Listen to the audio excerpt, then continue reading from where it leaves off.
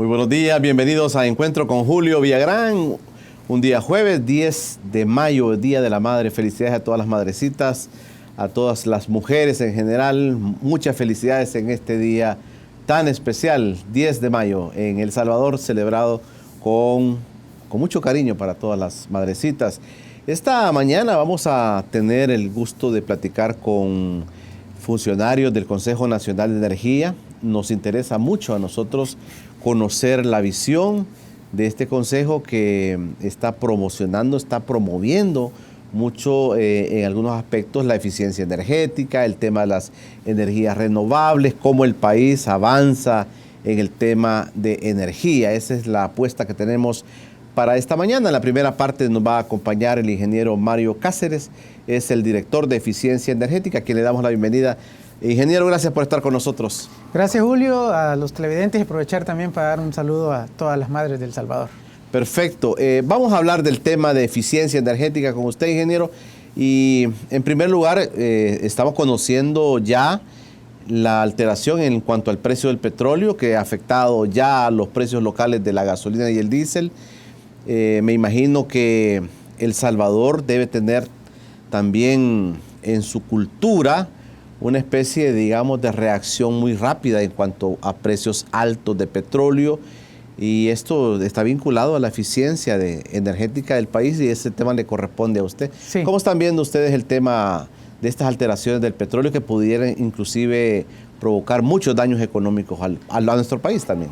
Sí, bueno, con respecto al movimiento del precio del petróleo, este es un tema que únicamente nos toca observarlo, ¿verdad? En cuanto al seguimiento del petróleo, ¿verdad? Somos un país que dependemos en buena medida del petróleo y su precio, ¿verdad? Pero frente a las diferentes variaciones que puede tener el precio, ya sea a la alza o a la baja, la estrategia en el tema de eficiencia energética, que es el tema que estamos tratando, digamos, no sufre variación, ¿verdad? La eficiencia energética tiene que ver con optimizar la forma de uso de la energía, independientemente sea una energía barata o sea cara. Si la desperdiciamos, estamos desperdiciando recursos. Entonces, independientemente esté el precio, la estrategia continúa con la misma importancia, independientemente del precio, ¿verdad? Ahora bien, si el precio aumenta, obviamente el potencial de ahorro que podamos tener o el beneficio que podamos tener se va a aumentar, porque dependemos del valor que le demos en dinero a la energía. Entonces, por esta razón, nosotros desde hace bastante tiempo, 2010 aproximadamente, iniciamos un proceso de creación de cultura, ese sería el término correcto hablando de política pública, para enseñar e inducir a la gente que utilice de mejor medida la energía, ¿verdad? Como le decía, independientemente del precio al que esté, porque definitivamente somos un país que depende tanto de petróleo y otros insumos que dependen de los derivados de petróleo, que la estrategia va orientada en esos dos sentidos. Primero, al consumo de energía como uso final, ¿verdad? La energía que yo ocupo para encender mis equipos, la luz, etcétera, para cocinar. Pero también nuestra estrategia está impulsando o está teniendo énfasis en aprovechar los recursos, los bienes y servicios que utilizamos para fabricar. Por ejemplo, si yo fabrico camisas, el hilo, la tela, el tinte y demás, eso también utilizó energía para poderse producir, y de manera directa podemos ahorrar energía en el uso final, pero también racionalizando, optimizando los demás recursos que utilizo si soy una empresa para producir los bienes y servicios, ¿verdad? Así que esa es una estrategia permanente, ¿verdad? Se vuelve más relevante con el precio del petróleo cuando aumenta, pero digamos que no debemos de cambiar nada, debemos de seguir insistiendo independientemente tengamos un precio alto o bajo. Hay países que no sufren tanto el impacto de la variación del precio, o permanecen con precios razonables en el tema del petróleo, y tienen programas de uso racional y eficiente de la energía muy intensos y muy agresivos, porque es reducir pérdidas. Ese es el objetivo de nuestra estrategia, ¿verdad? Yo, conociendo un poquito este tema del uso de los combustibles, Yo siempre he creído, Mario, que no hay de parte del Estado una política, como dice usted, una política pública que ayude o que genere a la gente, que la motive al ahorro energético, por ejemplo. En el combustible, imagínense, hemos pasado de consumir 30 millones de galones mensuales de combustibles a 37 millones de galones en este año. Y uno puede decir, las calles están llenas de vehículos, la gente, si tiene 3 vehículos en su casa, los usa. Yo quiero llamar la atención de que no hay realmente como una política, un programa que pueda divulgar este tema del ahorro. Sí, digamos que en este punto en particular hay que resaltar un aspecto importante, y es, como lo mencionaba al principio, la creación de cultura, ¿verdad? Eso es lo primero que se debe de crear, que la gente sea un poco más consciente del consumo de energía que tiene, ¿verdad? Y esta información o esta conciencia, como segundo paso, ayude a que la gente racione su utilización en el consumo, y nuestra estrategia está orientada a esto, en brindar información y programas de concientización oportunos para crear esta cultura, ¿verdad? Lo hemos hecho en varias estrategias. Quizás la más fuerte y la más significativa es la estrategia que se ha hecho para el sector público, pero impulsando medidas de ahorro. Usted recordará bien, allá por el año 2012, que apareció por primera vez el decreto de austeridad, ¿verdad?, donde se reguló el uso de bastantes recursos. Y esto también nosotros lo tomamos en cuenta para impulsar el tema de eficiencia energética en el sector. Y bueno, en el sector hemos visto avances importantes, hemos logrado mantener de cierta medida constante el consumo del sector público, y vemos que también la creación de cultura dentro del sector se ha trasladado poco a poco a las casas. Por ejemplo, en el tema de electricidad, nosotros hemos logrado identificar que aunque el consumo de electricidad, por ejemplo, en el sector residencial vaya en aumento, ¿verdad?, en términos absolutos, pues el consumo promedio por usuario, ¿verdad?, es decir, el consumo promedio anual se ha mantenido constante en los últimos 4 o 5 años. Es decir, va a crecer porque tengo más usuarios, pero el consumo de ese usuario en particular se ha mantenido constante en el tiempo, y eso es una muestra de que la gente está conteniendo su consumo por diversas razones. Obviamente la parte económica es lo más importante, pero también la parte económica conlleva a tener una mejor administración del consumo. Igual en los casos de los vehículos. No tengo en mente la estadística exacta, pero usted ve que predominan también los carros pequeños, ¿verdad? El tema del aumento de la flota vehicular ha venido en aumento, pero también los usuarios están optando por vehículos que den un más rendimiento por gasolina, que, por ejemplo, de un pick-up a un sedán pequeño. La gente prefiere ese tema, obviamente porque su costo de adquisición es más barato, pero también su costo operativo en términos de combustible es menor. Entonces, digamos que eso también ayuda a racionar el consumo de energía, ¿verdad? El crecimiento de la población y de las necesidades de la población cada vez va en aumento. No lo podemos detener, pero hay que analizar mejor la información, y al hacer ese análisis nos damos cuenta que la gente por decisión propia está optimizando ese consumo. En el tema por ejemplo, del uso de la electricidad en los hogares, también antes, en la época de la guerra, por ejemplo, padecía uno que en muchos tramos, digamos, del día a veces no había energía, y la gente de alguna manera ahorraba, ¿verdad? Pues decía, bueno, y hay que optimizar la energía.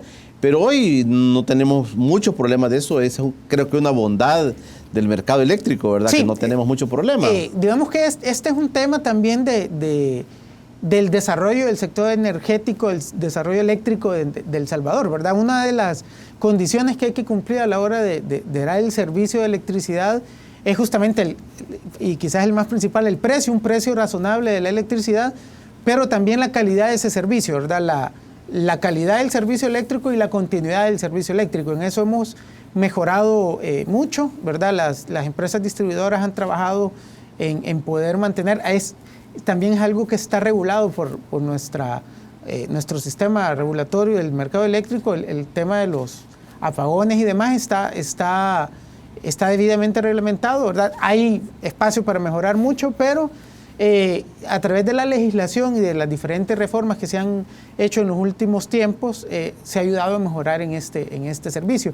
Y también las necesidades de la gente han cambiado, ¿verdad? Ahora hay que cargar celular, los televisores y demás. Entonces nuestro patrón de consumo también, o nuestro estilo de vida, poco a poco va cambiando, y el servicio energético debe responder a ese estilo de vida. De hecho, otras estadísticas importantes, el índice de desarrollo humano está directamente indexado con el crecimiento de energía eléctrica per cápita, por ejemplo.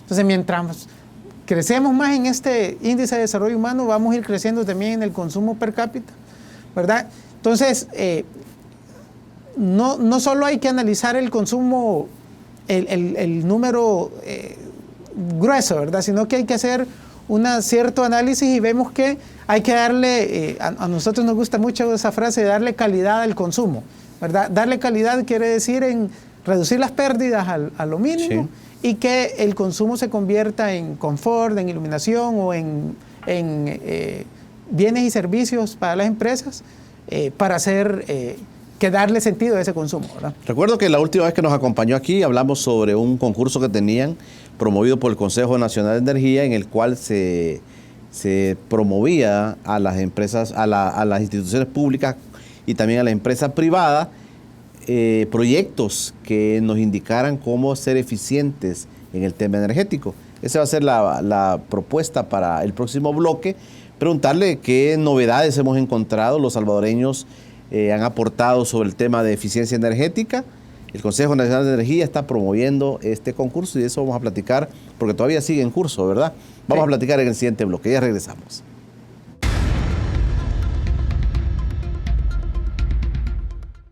Estamos de regreso en Encuentro con Julio Villagrán. Gracias por preferir quedarse con nosotros. Recuerde también, todos los programas se están emitiendo a las 11 de la noche en su retransmisión. Platicando hoy con el ingeniero Mario Cáceres, el director de Eficiencia Energética del Consejo Nacional de Energía. Los salvadoreños estamos siendo personas conscientes que usamos racionalmente la energía. Eso hay que analizarlo. El sector público, le han tenido que inyectar ustedes mucha conciencia del ahorro energético también, de ser eficientes con el uso de la energía, Mario. Sí, creo que eso se puede medir también, ¿verdad? Sí. Creo que el trabajo más importante que aplica para el sector público, hasta para una casa, es, como lo mencionábamos al principio, conocer cuánto consumo de energía. En el sector público, precisamente la primera tarea que hicimos fue poder identificar cuánto consumimos, ¿verdad? Tenemos aproximadamente censados 7.266 más o menos edificios públicos, entre escuelas, unidades de salud, hospitales, etcétera. Y hemos analizado cuál ha sido el comportamiento del sector público desde el año 2009. Veníamos creciendo en 2009, 2010, 2011 y parte del 2012. Presentábamos una tasa de crecimiento del consumo de electricidad cerca del 3%, ¿verdad? Es decir, que veníamos creciendo a una tasa mediana, digamos, y a partir del 2012 esta tendencia al crecimiento de electricidad del sector público empezó a bajar. 2012 cerramos con 2% y actualmente estamos con una tasa de crecimiento abajo del 1%. Esto ha representado, por lo menos para el 2017, con respecto a esa proyección, un ahorro aproximadamente del 19% del consumo de electricidad que traíamos antes al comportamiento actual. También tenemos otra medida que es bastante interesante. Hemos sacado el consumo promedio de los últimos 5 años, ¿verdad? Del 2010 al 2015 sacamos el promedio de la curva de consumo y la comparamos por primera vez con respecto al consumo real del 2017. Y con respecto a ese promedio hemos reducido cerca del 1.5%, ¿verdad? Es decir, que el sector público ha venido haciendo mejoras, ¿verdad? Se han invertido en los últimos 4 años cerca de $10 millones en sustitución de aires acondicionados, sistemas de iluminación de convencionales a LED y otro tipo de adaptaciones que ha permitido este ahorro, ¿verdad? Lo importante acá es que ahora el sector público le pone más atención no solo a cuánto le sale en la factura, ¿verdad? Cuántos dólares, sino que cuántos kilovatios hora consumen. Y eso es de gran relevancia porque justamente como empezamos, ¿verdad? El precio puede fluctuar, pero si yo no soy consciente de cuánta energía consumo, no la puedo administrar. Ahora eso se ha mejorado mucho, ¿verdad? Falta también por mejorar, pero ya tenemos un seguimiento más claro de cuántos kilovatios hora estamos consumiendo y así podemos hacer acciones para poder optimizar ese consumo. Cuéntenos de los resultados del concurso que está todavía siendo procesado, digamos. Hay algunos proyectos interesantes que nos hable mucho de la eficiencia energética, Mario. Sí, para este año estamos promoviendo la 4ª edición del Premio Nacional a la Eficiencia Energética. Esta es una medida desarrollada por el programa El Salvador Ahorra Energía, ¿verdad? Donde el Consejo Nacional de Energía es parte. Y el premio busca reconocer los esfuerzos, ¿verdad? Hay 5 categorías. Una de ellas promueve la presentación de nuevos proyectos y gracias al apoyo del Banco de Fomento Agropecuario y el Banco Hipotecario se van a otorgar créditos con condiciones especiales para poder hacer esos proyectos. Tenemos en lista cerca de 15 proyectos. Nos ha llamado la atención que la mayoría son proyectos del sector agropecuario, ¿verdad? Tenemos casos interesantes en la parte oriental del país. Hay un par de rastros, por ejemplo, que quieren optimizar su proceso de su actividad, ¿verdad? Y han presentado unos proyectos interesantes. Hay uno también de cultivo o de criadero de tilapias, por ejemplo, donde estamos hablando de un proyecto cerca de $500,000, por ejemplo, que quieren hacer cambio de algún tipo de equipos y instalación de paneles solares para autoconsumo, ¿verdad? En este momento estamos en la etapa de preparación de los proyectos. Los empresarios están recibiendo asesoría, están presentando toda su carpeta técnica para presentar el proyecto, ¿verdad? Y estamos esperando poder recibir esos proyectos que tenemos hasta julio para poderlos presentar y resolver el tema del premio también en esas fechas, julio, agosto, ¿verdad? Me imagino que el centro de esto también es medir realmente cuánto pudiéramos estar ahorrando, qué tan eficientes somos en el consumo. Digamos que queremos cumplir varios propósitos con ese premio. Uno de ellos es demostrar el potencial y también demostrar la viabilidad técnica y financiera de los proyectos presentes en el país, ¿verdad? Tenemos resultados de los premios anteriores de empresas que se han ahorrado cerca del 50% en su factura al apoyarles a hacer su proyecto, ¿verdad? Tenemos envasadoras de agua o pequeñas envasadoras, tenemos empresas lácteas, tenemos hoteles, tenemos una diversidad de empresas que se han visto beneficiadas por el premio. Pero para este premio en particular hemos dado un pasito más adelante y es también mejorar las condiciones de financiamiento para los proyectos, ¿verdad?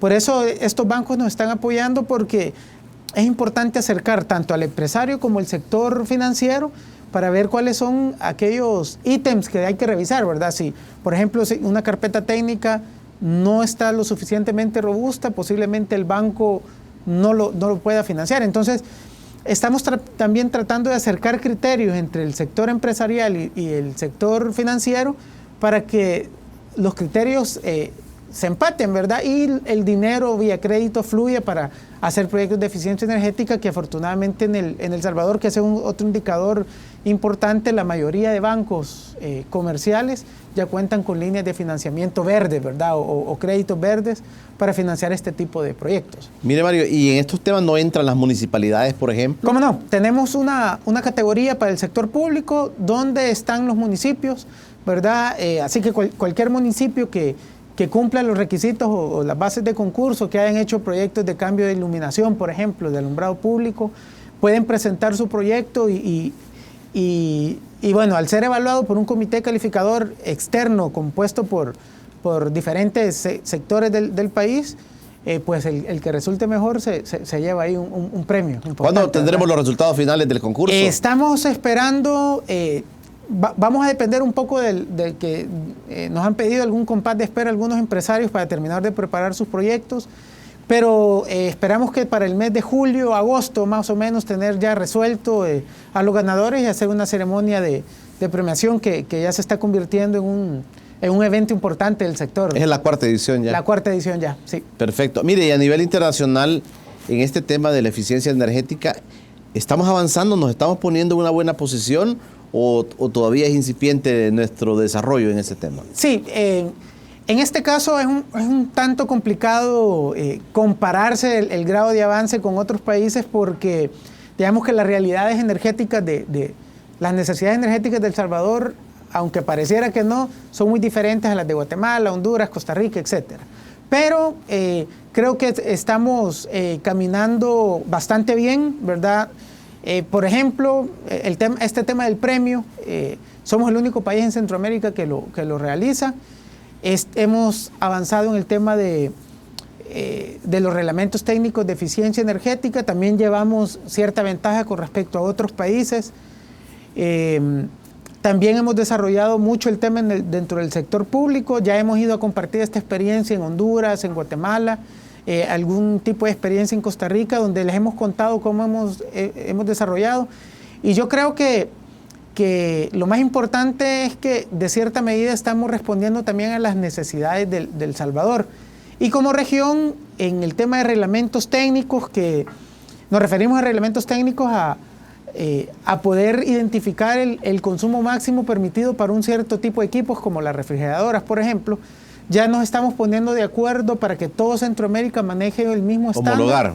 Homologar y así como lo hay en el tema de combustibles, por ejemplo, para que Centroamérica se vuelva un solo bloque, digamos, en cuanto al mercado de equipos eficientes y poder mejorar las condiciones y sobre todo hacer más accesible este tipo de equipos para la población, ¿verdad? ¿Ustedes tienen acceso a poder dialogar, a poder meter a este paquete suyo de la eficiencia energética a los grandes generadores de energía del país?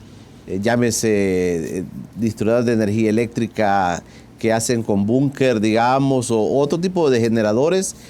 ¿Hay acercamiento con ellos? ¿Colabora esta empresa privada con estos proyectos que ustedes están desarrollando? Sí, ya hemos desarrollado ciertas acciones, sobre todo de carácter de divulgación y concientización, no solo con las empresas generadoras, sino que con todo el sector eléctrico, ¿verdad?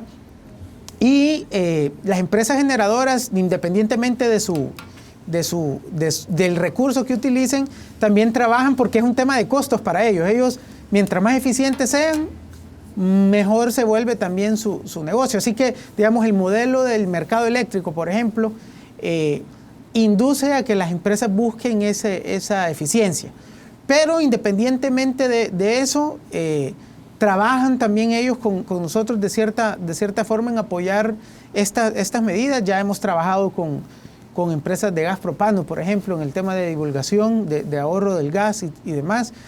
Este es un tema el tema de la eficiencia energética creo que de manera afortunada ha evolucionado a ser un tema que se puede considerar como de responsabilidad social empresarial, ¿verdad? Para todo, y donde al ponerlo en ese esquema, cabe en cualquier tipo de empresa, hasta para un generador, claro, que su negocio es vender energía, claro, pero también, como le decía, no venderla solo por vender, sino que hay que darle calidad a ese consumo, y las empresas generadoras en este concepto es un tema que les agrada y han trabajado ya en este tipo de medidas. Mario, quiero agradecerle que haya venido con nosotros.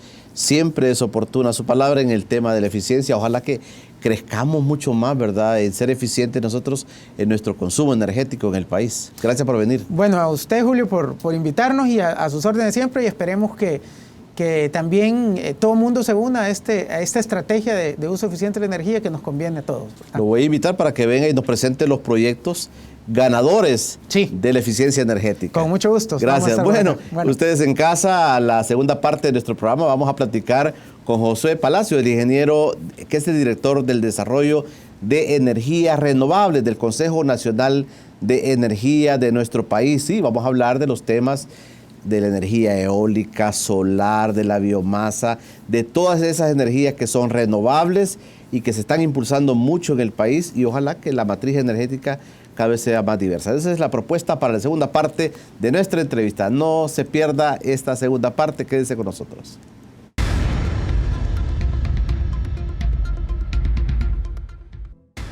Ya estamos de regreso en Encuentro con Julio Villagrán.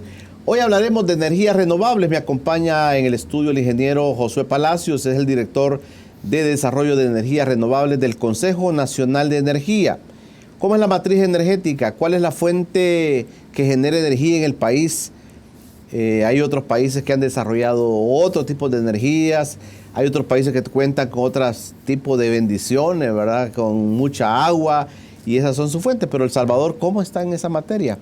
José, gracias por aceptar esta invitación y estar con nosotros. Claro, muchas gracias, Julio. También un saludo a todas las madres en su día, ¿verdad? Buenos días.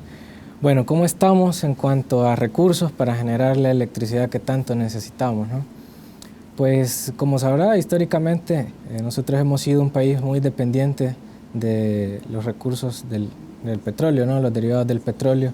Nuestro crecimiento había sido usualmente con máquinas térmicas, ¿verdad?, que utilizan búnker como combustible, y a partir de la quema de ese búnker, ¿verdad?, en las máquinas generadoras, es que se podía abastecer la demanda, ¿no? A partir de la política energética, ¿no?, en uno de sus lineamientos en los que se habla sobre la diversificación de la matriz energética y el fomento de las energías renovables, es que se han comenzado a plantear diferentes actividades, ¿ya? Esas actividades han venido desarrollándose desde 2009 y han traído hasta la fecha recursos de generación nuevos, como por ejemplo la planta solar, ¿verdad? El año pasado, en abril 2017, tuvimos la inauguración de la primera planta de energía solar fotovoltaica de gran escala en El Salvador, ¿verdad?, que básicamente esa energía sirve para toda la población. No solo, también generamos electricidad a partir del recurso hidroeléctrico. Esta fabricación de paneles solares, digamos, esa empresa... No, es una planta generadora. Es una planta generadora de electricidad. Que es en base a energía solar. Exactamente, es en base a energía solar. Son 60 megavatios, ¿verdad?, de capacidad que aportan energía eléctrica al sistema, ¿ya? Ok. Aparte de la energía que se aporta de las plantas geotérmicas, de las plantas hidroeléctricas, ¿verdad?, de las plantas de biomasa.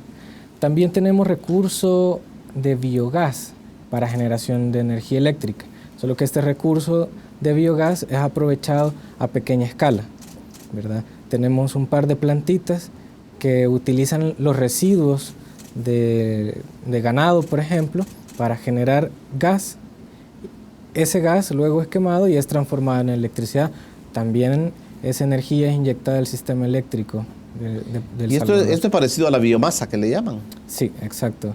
Es siempre relacionado con el tema de la biomasa. Usualmente entendemos, cuando hablamos de biomasa, del bagazo de caña, ¿no? Es lo que utilizamos en El Salvador para generar electricidad, ¿verdad?, siempre en los periodos de la zafra. Me decían los cañeros acá, Josué, que es considerable la cantidad de energía que puede producirse en base a la biomasa, al residuo, al bagazo de la caña, y ellos hablaban de unas cantidades fuertes de dinero que se generan en energía eléctrica en base a ese recurso. Sí, definitivamente que la generación eléctrica a partir del uso del bagazo de caña, ¿no?, de la biomasa, ha venido en aumento, ¿no? Para decirle números, el aporte en 2017 de la generación de biomasa fue alrededor del 6.4% de toda la energía que consumimos en el país. Exacto, las inversiones... El 6% es importantísimo. 6%, sí.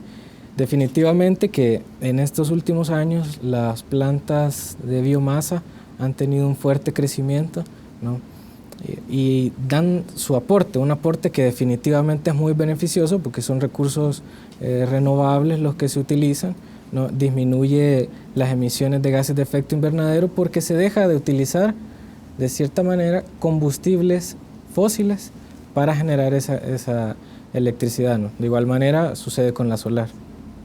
Bueno, el tema de la energía eólica, la que genera en base a viento, la gente de la CIGET que estuvo por acá nos contaba de un proyecto interesante en la zona de Metapán, que a mí me pareció novedoso, muy novedoso realmente, que empresas, inclusive hay mucha información que en el mercado energético se manejaba, era que no teníamos corrientes de aire tan fuertes, Josué, como para generar este tipo de energía.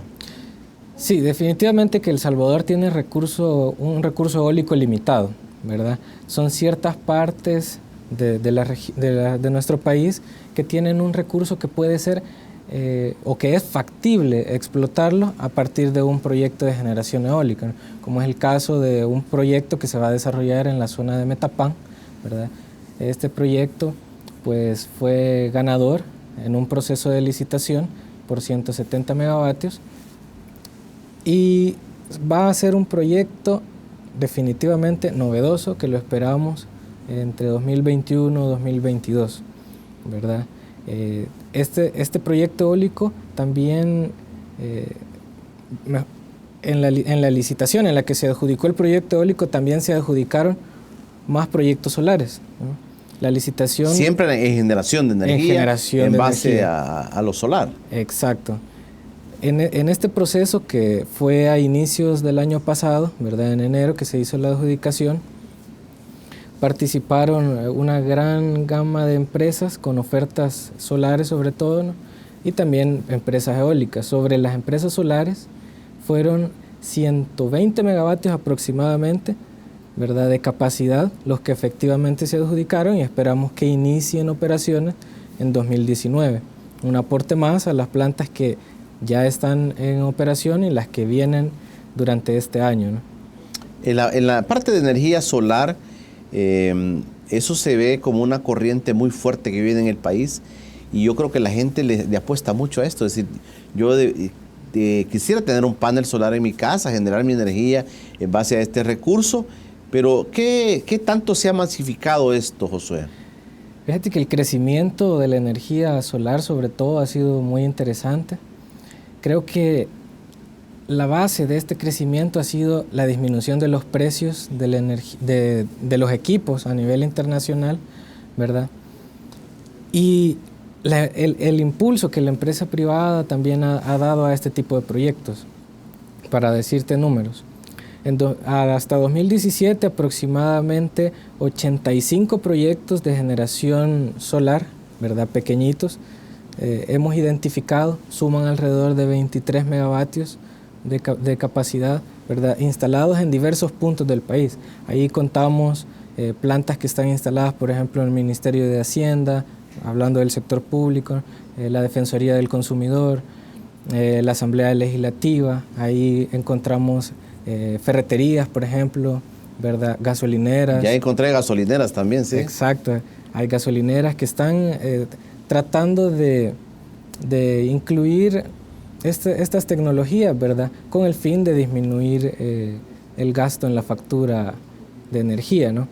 Nosotros... ¿Sigue siendo una energía cara esta? Fíjate que para 2017 los precios habían bajado alrededor del 57% en comparación por ahí por el 2003 más o menos, ¿verdad? Entonces eso es un gran atractivo. El costo de la inversión ha bajado tanto, ¿verdad?, que hace cada vez que se desarrollen más proyectos, ¿verdad? Para decirte, no solo el costo de los equipos ha sido el que ha fomentado este tipo, ¿no? La confianza que se ha generado producto de las acciones que el Consejo Nacional de Energía ha llevado a cabo, ¿verdad?, han sido vitales, ¿verdad?, y son vitales. Hemos también impulsado una normativa, ¿verdad?, que se llama Normativa para Usuarios Productores Renovables.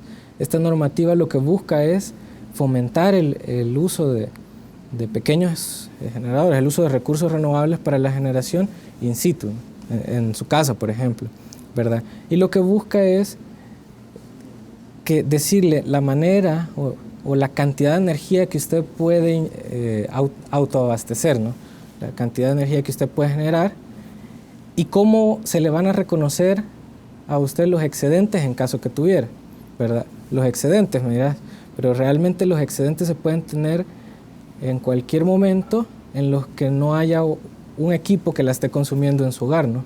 Definitivamente que la energía solar debe de consumirse en el momento en el que se genera, ¿no?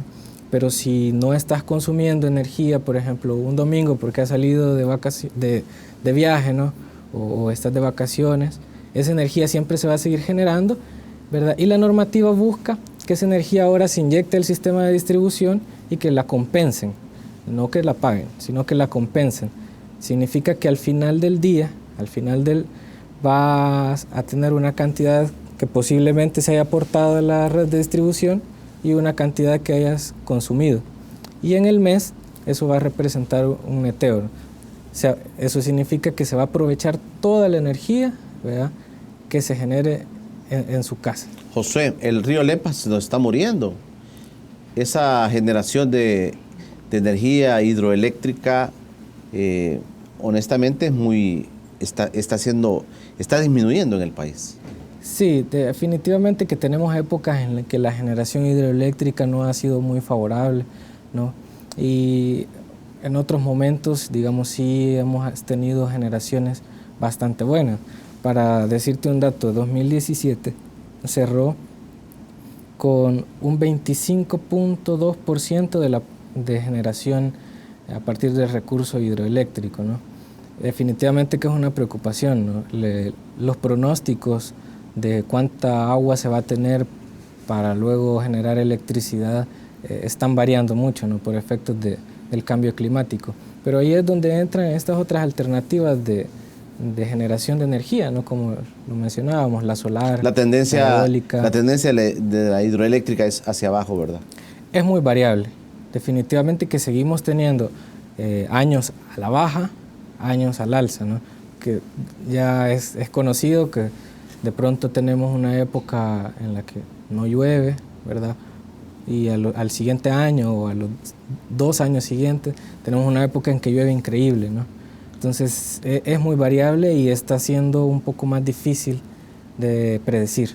Vamos a hablar en el siguiente bloque sobre las ventajas que traen al país el uso de la energía renovable. Obviamente hay algunas ventajas que generan, pero yo quiero más bien que cuantifiquemos, Josué, qué tanto le está beneficiando al país el uso de los recursos renovables, de esa energía renovable que hoy la estamos identificando y conociendo un poquito más. Quédense con nosotros y ya regresamos.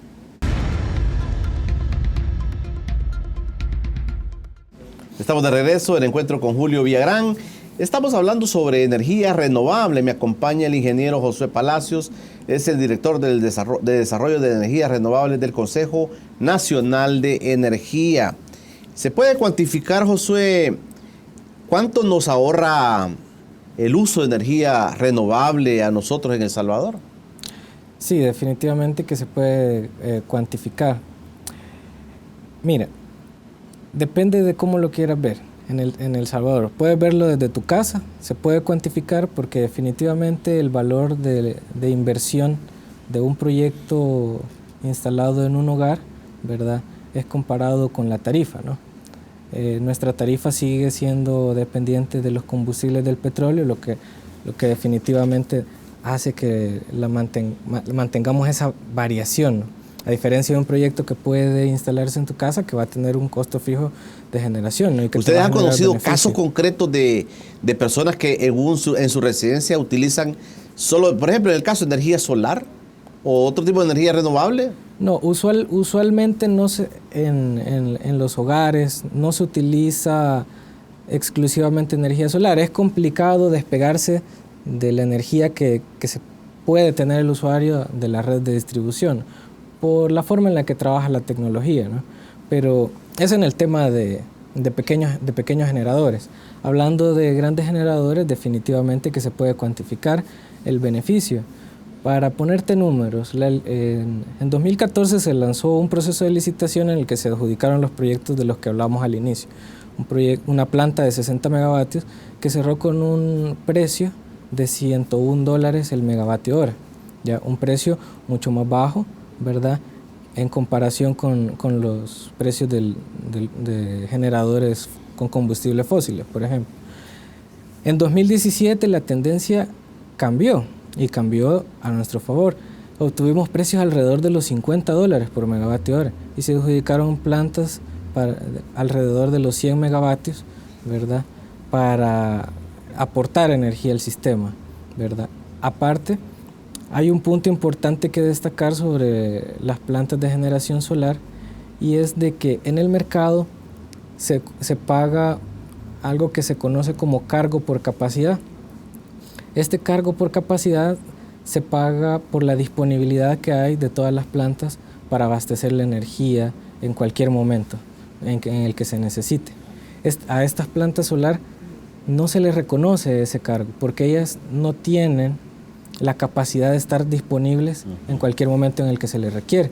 Sin embargo, sí se calcula y ese beneficio se traslada hacia la demanda. ¿Ya? Significa que hay un aporte adicional, ¿verdad?, y una disminución en la tarifa debido a ese efecto, ¿no? Hay una apuesta de parte del Consejo Nacional de Energía de qué tanto por ciento, por decirte algo, en 3 años pudiéramos estar generando. ¿Hay apuestas así concretas, Josué, de hacia dónde el país debería encaminarse en el tema energético? Sí, en relación a las energías renovables, pues tenemos metas planteadas para darle cumplimiento a los objetivos de desarrollo sostenible, y también tenemos metas que o compromisos internacionales que hemos planteado ante la Convención de las Partes, ¿verdad?, la COP21, que hablan sobre la disminución de las emisiones de gases de efecto invernadero. Pretendemos disminuir las emisiones en un 46%, emisiones que son exclusivamente del sector de generación de energía. Y para el tema exclusivo de energías renovables, pretendemos incorporar un 30% de energía, ¿verdad?, más en relación a la que teníamos en 2014. Todo esto para 2021. ¿Cuánto tenemos de generación de energía renovable en este momento en el país? Mira, de generación de energía renovable, comparado con la generación de todo el país, ¿sí?, el 75% es renovable para 2017, ¿verdad? Hay que tomar en cuenta que aquí estamos comparando. ¿Esto incluye hidroeléctrica, geotermia? Sí, hidroeléctrica, en el 75% han incluido la hidroeléctrica, la geotermia, la biomasa, el biogás, la solar fotovoltaica, ¿verdad? O sea que solo el 25% en el caso es generación térmica, o sea, en base a petróleo. En base a petróleo, de la generación nacional. Pero quiero hacer énfasis en este tema porque no es exacta, la generación nacional no es todo lo que El Salvador demanda, porque también nosotros importamos energía. Sí, sí. Ya hay una buena porción de energía que se importa, ¿no? Entonces, tanto la generación renovable como la importación de energía tienen un efecto que disminuye el costo nacional de esta energía. Pero es importante realmente el crecimiento que hemos tenido. Y si la apuesta está en, o sea, si el objetivo de ustedes es seguir apostándole a energía renovable, el país puede resolver algunos problemas energéticos también. Claro, definitivamente que la apuesta a las energías renovables sigue, ¿verdad?, a futuro, precisamente porque nosotros tenemos el recurso disponible, ¿no? Y si lo tenemos, pues hay que aprovecharlo, ¿verdad? Para mencionarte sobre las apuestas que tenemos para este y el próximo año, tenemos un nuevo proceso de licitación dirigido a pequeños proyectos. A estos los conocemos como proyectos de generación distribuida. Aquí lo que buscamos es disminuir las emisiones de gases de efecto invernadero, porque vamos a promover proyectos de biogás, ¿verdad?, y a la vez proyectos de generación solar sobre techo y sobre suelo, ¿verdad? Esto nos va a ayudar de gran manera, ¿verdad?, a dinamizar la generación a nivel de distribución, pequeño, ¿no? Para que se tenga ese aporte, es algo que se puede aprovechar, y caminar hacia las redes inteligentes es algo que también lo vamos haciendo, ¿no? Ahí es algo en lo que podemos seguir avanzando. ¿Y estas pequeñas empresas son nacionales? Sí, hay empresas nacionales, ¿verdad?, que participan usualmente en este tipo de licitaciones dirigidas a generación distribuida, participan más empresas nacionales, ¿verdad? A diferencia de los procesos grandes, ¿no?, en la que sí se tiene ambas participaciones, nacional e internacional, pero ha sido mayor la afluencia de empresas internacionales. ¿Y cómo el gobierno fomenta, digamos, ese tipo de inversiones, Josué? Mira, desde el punto de vista del gobierno, nosotros lo que hacemos como consejo, ¿verdad?, es emitir lineamientos estratégicos, vemos las necesidades que se tienen, evaluamos los recursos que se tienen disponibles, las cantidades y cuánta energía renovable puede ser incorporada de manera segura a la matriz energética, ¿verdad? A partir de eso, de ese análisis, nosotros creamos lineamientos estratégicos que dicen cuánto y de qué tecnología es lo que necesitamos promover. El Estado apostándole a eso entonces. Sí. Y ustedes como consejo también apostándole a esto. Definitivamente que la apuesta, ¿verdad?, parte de los lineamientos de la política energética, no siempre fomentando la generación de energía renovable. Tiene un límite la energía renovable, ¿verdad? Hay que dejarlo claro. Ese límite está cuantificado, ¿verdad? Ha sido planificado cuánta energía renovable se puede incorporar al sistema de manera segura, ¿verdad? Y así paulatinamente se han ido dando estos procesos de licitación, ¿verdad? Y de igual manera van a seguir dándose. Yo quería aprovechar, José, preguntarte algo que no es de energía renovable, sino de energía no renovable. El caso del proyecto de gas natural que se anunció hace algún tiempo en el país. Esto ha avanzado, digamos, en el uso de gas natural. Estoy escuchando que los inversionistas siguen con su apuesta de que en los próximos años el país cuente con ese recurso también. Sí, definitivamente que hemos avanzado en el tema de gas natural y el primer paso pues fue de igual manera como apuesta del gobierno un proceso de licitación en el que se adjudicó una planta de gas natural, ¿verdad?, con una capacidad de 380 megavatios.